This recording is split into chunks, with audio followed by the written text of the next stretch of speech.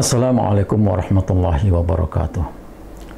Saudara-saudaraku sebangsa dan setanah air, salah satu tuntunan ulama dan ahli hikmah ialah agar bayi yang dilahirkan diperdengarkan di telinganya suara adzan dan suara iqomat. Apa hikmahnya? Setidaknya ada dua hikmah yang bisa kita jelaskan secara logis. Yang pertama adalah agar sang bayi pertama kali suara yang didengar, pertama kali yang dikenal adalah Allah Subhanahu wa Ta'ala, suara takbir. Allahu Akbar, Allahu Akbar. Dan di dalam azan itu ada kalimat hayya 'alas sholah, hayya 'alal falah. Maksudnya supaya bayi ini mendapatkan informasi sekaligus mendapatkan motivasi bahwa kelak dia punya kewajiban mendirikan sholat dan di dalam hidup dia mencari keberuntungan. Hayya 'alal falah. Hikmah yang kedua adalah memperdengarkan, menyadarkan kepada sang bayi ketika kelak nanti menjadi besar, dia akan bersyukur kepada Allah Subhanahu wa Ta'ala ketika lahir diadzankan, diperdengarkan kalimat takbir, kemudian pada saatnya nanti dia sadar dia dilahirkan karena Allah, karena kehendak Allah, karena kemauan Allah, dilahirkan di bumi pertiwi, di bumi di mana dia harus mencintai, maka namanya tumpah darah. Jadi pada saat darah ditumpahkan oleh ibunya, kemudian lahir dia, itu adalah kehendak Allah, itu adalah kemauan Allah, dan dia nanti ketika besar harus sadar dia dilahirkan, dihadirkan Allah di bumi pertiwi, maka dia harus mencintai bumi di mana dia dilahirkan, di situ dia dibesarkan, di situ dia mendapatkan pendidikan, dia di situ mendapatkan penghidupan, dia di situ memperoleh dan meraih harapan, dan kelak nanti di situ dia juga akan dikebumikan. Akhirnya dia akan tumbuh rasa cinta terhadap tanah air. Karena cinta terhadap tanah air adalah bagian dari keimanan. Hubbul waton minal iman. Karena keimanan itu tidak akan bisa sempurna tanpa adanya tanah air yang mendukung. Dia bisa mempertebal dan memantapkan keimanannya. Oleh sebab itu, saudara-saudara sekalian, kalau ada orang yang sudah besar, sudah dewasa, tidak punya rasa cinta kepada tanah air, maka bisa dipastikan dia waktu lahir tidak diperdengarkan suara azan.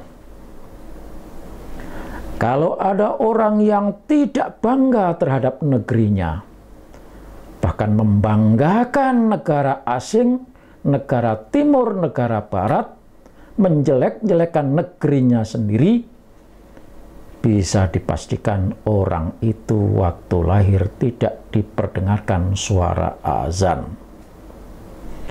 Kalau ada orang yang terus nyinyir, tidak membangun negerinya, tidak mendukung kebijakan pemerintah negerinya, selalu menyalah-nyalahkan pemerintah yang mengurus negerinya, maka dipastikan dia itu waktu lahir tidak diperdengarkan suara azan. Kalau ada orang yang tidak menjunjung tinggi, tidak menghargai jerih payah para pendahulunya, founding father yang memperjuangkan negeri ini menjadi negeri yang merdeka, tidak hormat kepada para pahlawannya, maka sudah dipastikan orang itu waktu lahir tidak diperdengarkan suara azan di telinganya.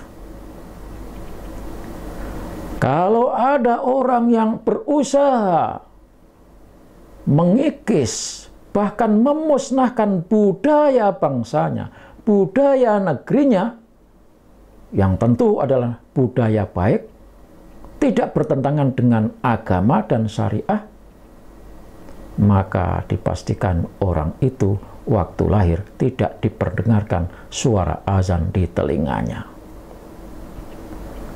Boleh jadi orang itu sekarang menjadi orang intelektual, orang pintar, berpendidikan tinggi, tapi kalau tidak punya inisiatif, tidak ada usaha untuk membangun negerinya, bahkan jika orang itu justru merongrong negara, merongrong kewibawaan negara, merongrong kewibawaan pemerintah negara, maka dipastikan orang itu waktu lahir tidak diperdengarkan suara adzan di telinganya. Boleh jadi dia seorang ulama sekalipun, kiai sekalipun, ustadz sekalipun, kalau mulutnya nyinyir terus terhadap negerinya, bisanya cuma menghujat tanpa memberikan solusi, bisanya menyalahkan tanpa memberikan jalan keluarnya, apapun yang dilakukan oleh pemerintah dianggap salah, maka ustadz model kayak gini, saya yakin waktu lahir tidak diperdengarkan suara adzan di telinganya. Boleh jadi dia lulusan Timur Tengah, boleh jadi dia lulusan Tengah Laut, atau dari mana saja. Kalau tidak punya kontribusi, ingin membangun, ingin menciptakan perdamaian di negeri ini, karena di negeri ini dia dilahirkan, ditumpahkan darah ibunya, maka itu orang dipastikan dulu waktu lahir tidak diperdengarkan suara adzan di telinganya. Maka kepada saudara-saudara sekalian, jangan heran kalau ada ustadz yang kerjanya nyinyir, kalau ada kiai yang kerjanya menjelek-jelekkan, bikin fitnah, memperpecah bangsanya, memecah belah kaumnya, tidak mempersatukan, itu ustadz adalah ustadz yang tidak diperdengarkan waktu dilahirkan oleh ibunya suara azan.